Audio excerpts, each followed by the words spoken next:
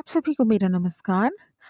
आज हम एक था राजा के अंतर्गत जो कहानी सुनेंगे उसका शीर्षक है सीख। तो चलिए शुरू करते हैं आज की कहानी।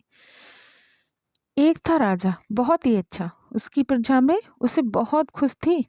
उसने नई रानी बहुत सुंदर थी, बहुत ही सुंदर।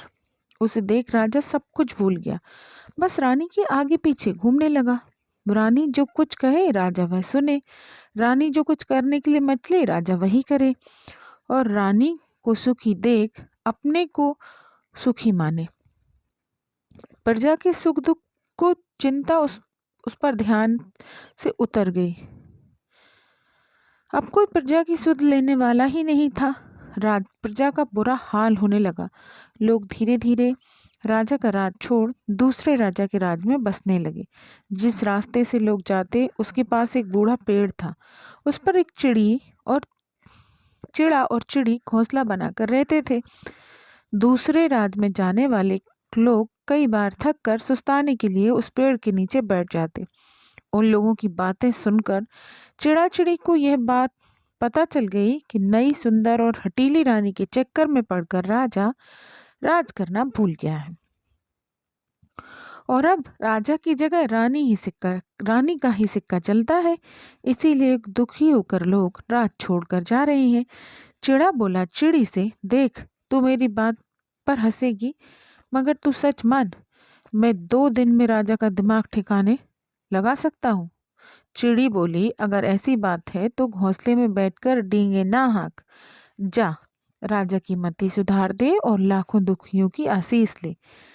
चिड़ा ताव में आकर इधर उधर फुदका और फिर फुर्र से राजमहल की ओर उड़ गया। उड़ते उड़ते वह रनिवास की ओर पहुंचा। वहां उसने देखा नई रानी की एक सुंदर सी साड़ी घास पर सूख रही थी। चिड़े ने 2-3 जगह उस साड़ी पर बीट कर दी और अपने घोंसले में लौट आया। जब रानी को अपनी मुंह बोली दासी से पता चला कि मामूली से चिड़े ने उसकी कीमती साड़ी गंदी कर दी है, तो वह गुस्से में अपने बाल खोल, अपना सारा श्रृंगार बिखेर, जेवर उतार, मैले कपड़े पहन कोप भवन में जा पहुंची और जमीन पर लेटकर जोर जोर से रोने लगी। जब राजा ने रानी के गुस्से की खबर मिली तो वह राजकाज छोड़ भागा भागा कोप भवन में आया। राजा को देख रानी और जोर से रोने लगी। मैं इतने बड़े राजा की इतनी बड़ी रानी, एक मामूली से चिड़े ने की यह मजाल कि वह इतनी बड़ी रानी की साड़ी खराब कर दे। राजा ने समझाने की कोशिश करते हुए कहा कि वह रानी को 50 नई साड़ियां ले देंगे, मगर रानी तो जिद पकड़ गई। वह रोते रोते बोली, मैं नई साड़ी नहीं लूंगी, मैं तो उस चिड़े को मरा हुआ देखना चाहती हूँ जिसने मेरी साड़ी गंदी कर दी है। आखिर उस चिड़ी की ऐसी हिम्मत कैसे हुई? अब या तो चिड़ा रहेगा या मैं रहूंगी। हार कर राजा ने रानी को वचन दिया कि वह शाम तक चिड़े को जरूर मरवा देंगे और उसे पकड़वा लेंगे। तब कहीं जाकर रानी कोप भवन से उठी। राजा ने अपने सेवकों को आज्ञा दी कि जैसे भी हो उस चिड़े को जिंदा या मुर्दा पकड़ कर लाओ। बेचारे नौकर इधर उधर बाग बगीचों में घूम घूम कर उस चिड़े को ढूंढने लगे। जब कुछ नौकर उस पेड़ के नीचे पहुंचे जहां चिड़ा रहता था, तो चिड़ा उन्हें देखकर उड़कर एकदम उनके सामने आ बैठा और उनसे बोला, लो भैया पकड़ लो मुझे और ले चलो राजा के पास, मैंने ही रानी की साड़ी गंदी की है। राजा के आदमियों ने चिड़े को पकड़ लिया और उसे राजसभा में ले चले। दरबार में ही चिड़े ने जोर से कहा, महाराज आपको जो भी फैसला है मेरे बारे में करना है जल्दी कीजिए, मुझे एक जरूरी काम है। चिड़े की बात सुन राजा को आश्चर्य हुआ। उसने पूछा, भाई तुम्हें ऐसा क्या जरूरी काम है जो तुम जल्दी मचा रहे हो? चिड़ा बोला, अजी बस पूछिए मत आप, मेरे पास तो आज बिल्कुल ही टाइम नहीं है।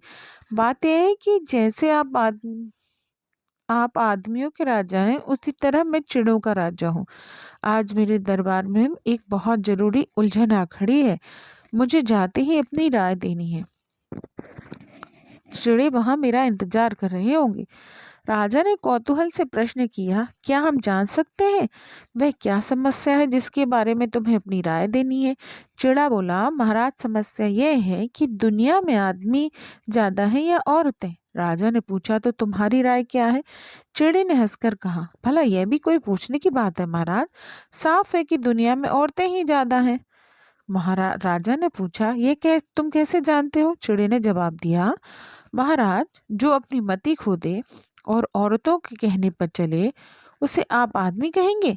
मेरे लिए तो वह औरत हुआ, और ऐसे आदमी आपको दुनिया में बहुत मिलेंगे, इसीलिए मैंने कहा कि दुनिया में औरतें ज्यादा हैं।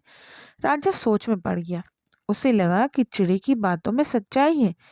जो आदमी अपनी बुद्धि से काम ना ले और औरतों के कहने पर चले, वह आदमी कहाँ रहा? फिर उसे ध्यान आया कि वह खुद भी इधर अपनी रानी के ही कहने पर चला आया है। यहाँ तक कि इस बेचारे छोटे से निर्दोष पक्षी तक को उसने अपनी रानी के कहने पर ही पकड़ मंगवाया है। राजा को अपने पर ही थोड़ी लाज आई। कुछ सोचते हुए इसने कहा, अच्छा भाई चिड़े, तुम अब जाओ, तुम्हें देर हो रही है, मुझे तुमसे कुछ नहीं कहना, तुम आजाद हो। चिड़े ने राजा को प्रणाम किया और कहा, महाराज आपकी बड़ी कृपा, आपने मुझे जल्दी ही छोड़ दिया, वरना राजा के पास से कोई इतनी जल्दी छूटता है। खैर अब मैं चलूंगा। और वह फुर उठा।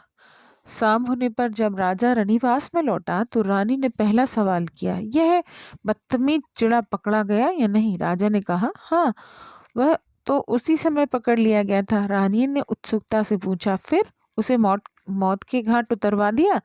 राजा ने कुछ सोचते हुए कहा, नहीं, मैंने उसे छोड़ दिया। बात यह है कि वह इतना बड़ा राजा होकर इतनी छोटी सी बात पर इतने मामूली पक्षी को मरवाना मुझे ठीक नहीं लगा।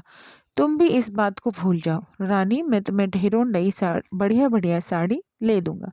मगर रानी तो रानी ही थी। सुनते ही वह विस्फुरित हो गई और रोते हुए बोली, आप इसे छोटी मोटी बात कहते हैं? अब मैं समझ गई कि आपकी नज़रों में मेरी क्या इज्जत है। आपके लिए यह मामूली चिड़ा बहुत बड़ी चीज है और मैं कुछ नहीं। अब मेरी यही हैसियत हो गई है कि आपके राज के पशु पक्षी तक आकर मेरा अपमान कर जाया करें। इस जिंदगी से तो मौत अच्छी। और वह जमीन पर लौटकर जोर जोर से रोने लगी।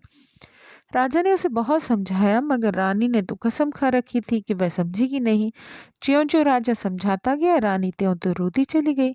जब आधी रात हो गई और रानी ने रोना बंद नहीं किया तो राजा ने हार कर रानी के आगे हाथ जोड़ दिए और उसे वचन दिया कि कल दरबार लगते ही वह चिड़े को फिर पकड़ मंगवाएगा और उसे मरवा देगा। राजा के मुंह से यह बात सुनी रानी को थोड़ी शांति मिली और उसने रोना धोना बंद कर दिया। तब कहीं राजा की जान में जान आई। दूसरे दिन दरबार लगते ही राजा ने अपने सेवकों को चिड़े को फिर पकड़ लाने का आदेश दिया। सेवकगण उसी पेड़ पर पहुंचे। उन्हें देख चिड़ा उड़कर उनके सामने आ बैठा और बोला, चलो भाई, मैं तो तैयार बैठा हूँ।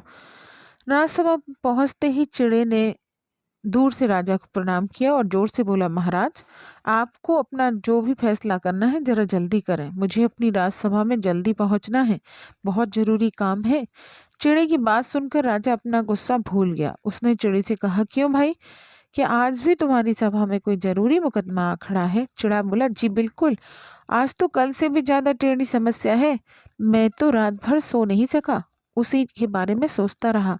आज मुझे ये फैसला देना है कि अब चिड़े को क्या फैसला देना है। ये जानने के लिए आपको एक था राजा कहानी सीख का भाग 2 सुनना होगा। तो मिलते हैं भाग 2 में।